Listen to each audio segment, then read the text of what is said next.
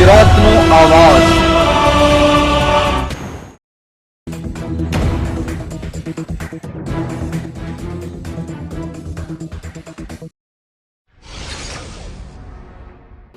રાજકોટ જિલ્લાના ધોરાજીના જેતપુર રોડ પર આવેલ ભૂગર્ભ ગટરના બોર્ડર તૂટી ગયેલ હોય મોડી રાત્રે અચાનક રોડ બ્લોક કરી રિપેરિંગ કામ કરવામાં આવેલ।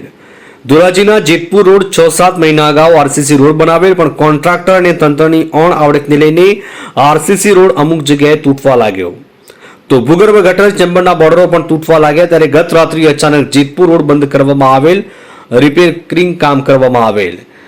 મારું નામ ધર્મેશ રાજ્યગુરુ, સામાજિક કાર્યકર, ધોરાજીનો જેતપુર રોડ એટલે જીવાદોરી સમાન રોડ છે। હજી 6 થી 7 મહિના પહેલા સીસી રોડ બનાવેલો છે।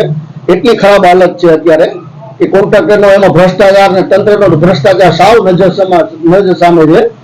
ને કાલે રાતે અચાનક રોડ બ્લોક કરી ખુદ આખો રસ્તો બંધ કરીને ઢાંકણાનું રિપેરિંગ કામ ચાલુ કરેલું હતું।